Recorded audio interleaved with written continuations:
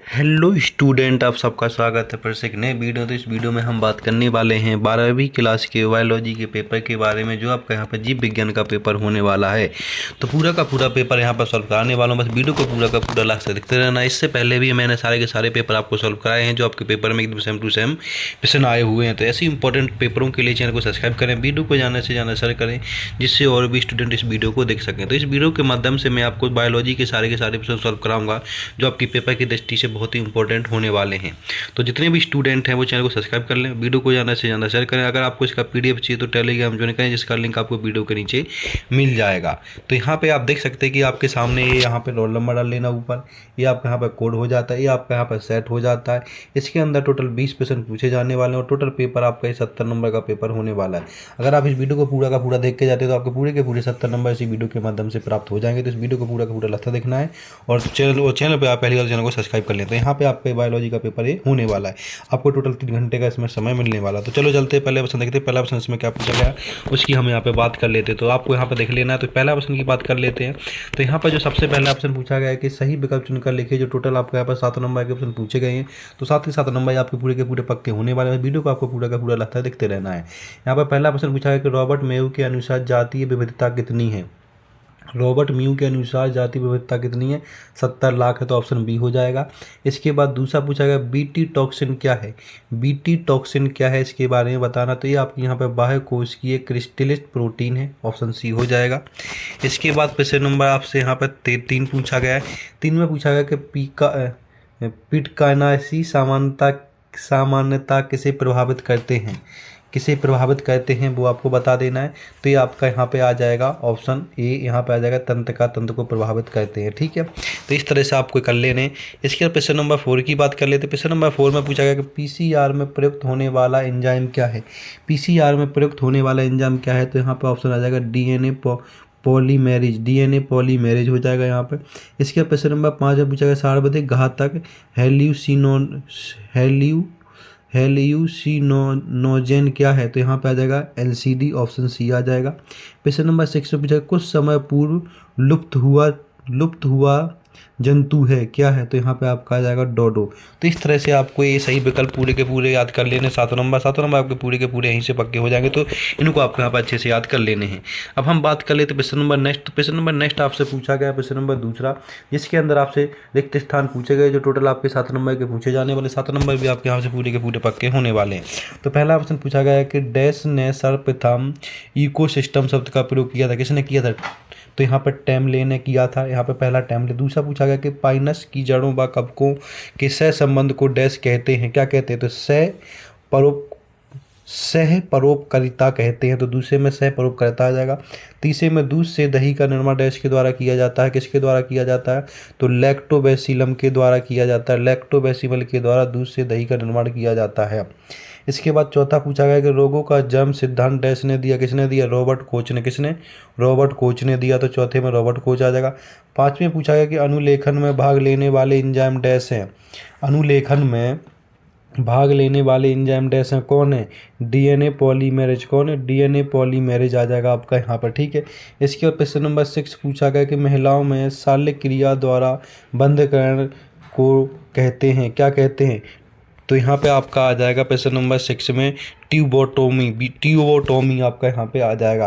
प्रश्न नंबर 7 में सत्य फल का परिवर्धन डैश होता, क्या होता, केवल अंडाशय में होता है, तो यहाँ पे अंडाशय आ जाएगा।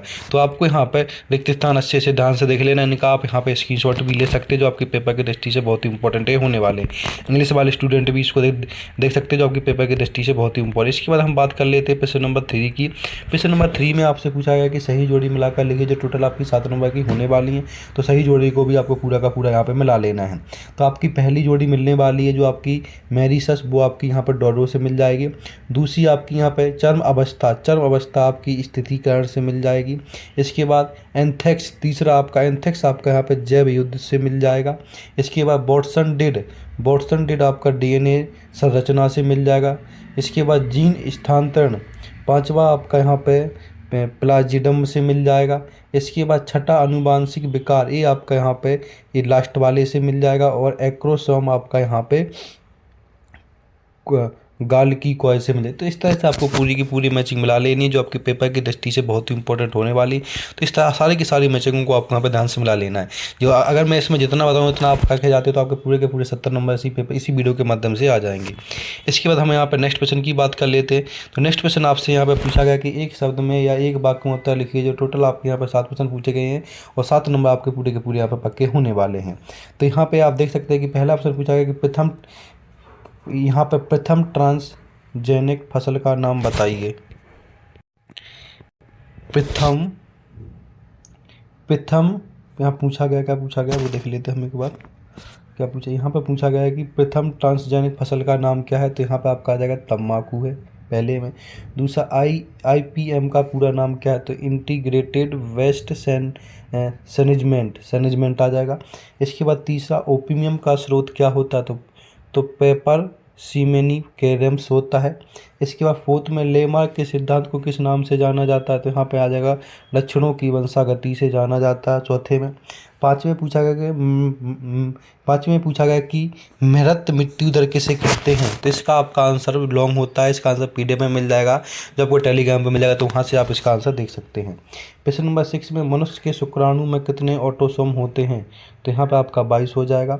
इसके बाद क्वेश्चन नंबर पूछा गया है 7, जिसमें लाल आंकड़े पुस्तक किस संगठन द्वारा प्रकाशित की जाती है। तो यहाँ पे IUCN द्वारा प्रकाशित की जाती है। तो इस तरह से आपको पूरे के पूरे क्वेश्चन नंबर चौथे को याद कर लेने, जो आपके पेपर की दृष्टि से बहुत ही इंपॉर्टेंट होने वाले हैं। तो ऐसी इंपॉर्टेंट अपडेट के लिए चैनल को सब्सक्राइब करना, वीडियो को ज़्यादा से ज़्यादा सके जिससे और भी स्टूडेंट्स वीडियो को देख सके।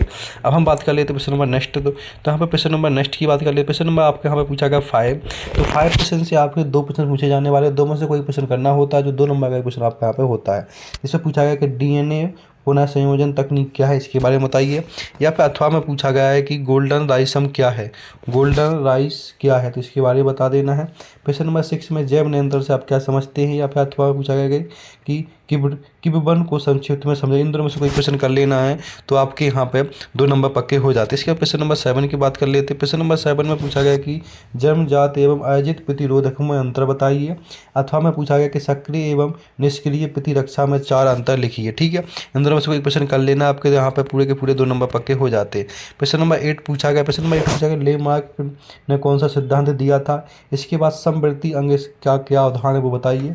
9 में पूछा गया कि ओकाजाकी खंड क्या है, इसके बाद बताइए। या फिर पूछा गया कि स्थानांतरण के दौरान राइबोसोम की 2 प्रमुख भूमिकाएं लिखिए। इन दोनों में से कोई क्वेश्चन कर लेना है, आपके 2 नंबर पूरे के पूरे पक्के हो जाते हैं। इसके क्वेश्चन नंबर 10 पूछा गया है कि टेस्ट ट्यूब बेबी किसे कहते हैं। या अथवा में आपातकालीन गर्भ निरोधक क्या होता है। इन दोनों में से कोई क्वेश्चन कर लेना है, आपके पूरे के पूरे 2 नंबर यहाँ पे पक्के हो जाते हैं। आपके पूरे के पूरे 2 नंबर यहाँ पे हो जाते हैं। क्वेश्चन नंबर 10 को भी आपको यहाँ पे कर लेना अच्छे से। इसके बाद क्वेश्चन नंबर 11 पूछा गया है कि सेमिनल प्लाज्मा के मुख्य घटक क्या है, ये बताइए। अथवा पूछा गया कि शुक्राणु जनों को परिभाषित कीजिए। इन दोनों में से कोई क्वेश्चन कर लेना है, आपके 2 नंबर पूरे के पूरे यहाँ पे पक्के हो जाते हैं। क्वेश्चन नंबर 12 पूछा गया कि सब पासवर्ड के कोई 2 महत्व लिखिए। ठीक है, इसके बाद क्वेश्चन नंबर 13 की बात कर लेते हैं। क्वेश्चन नंबर 13 में पूछा गया कि रेड डाटा पुस्तक क्या है, इसके बारे में बता देना आपको यहाँ पे। और उसके बाद पूछा गया कि पारिस्थितिक तंत्र के प्रमुख घटक बताइए। इन दोनों में से कोई क्वेश्चन बता देना, 2 नंबर आपके पूरे के पूरे यहाँ पे पक्के हो जाते हैं। क्वेश्चन नंबर 14 पूछा गया कि साइकोटॉपिक औषधि किसे कहते हैं। अथवा पूछा गया कि मिथुजन किन्हें कहते हैं। इन दोनों में क्वेश्चन कर लेना है, आपके 2 नंबर यहाँ पे पक्के। तो इस तरह से सारे के सारे क्वेश्चन आपको कर लेने हैं। इन सबका आंसर PDF के माध्यम से टेलीग्राम चैनल पर मिलने वाला, तो वहाँ से आप इन सबका आंसर देख सकते हैं। इसके बाद नेक्स्ट क्वेश्चन की बात कर लेते हैं। क्वेश्चन नंबर 15 जिसमें पूछा गया कि सेंट्रम डोगमा को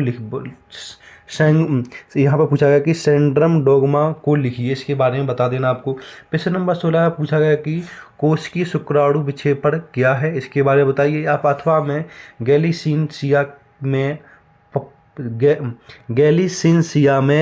परागण को समझाइए। इन दोनों में क्वेश्चन कर लेना, आपके टोटल 3 नंबर पूरे के पूरे यहाँ पे पक्के हो जाते हैं। अब यहाँ से जो क्वेश्चन 16 से पूछे जाने वाले वो सारे के सारे क्वेश्चन 3 नंबर के यहाँ पे होने वाले हैं। ठीक है, इसके बाद क्वेश्चन नंबर 17 पूछा गया है।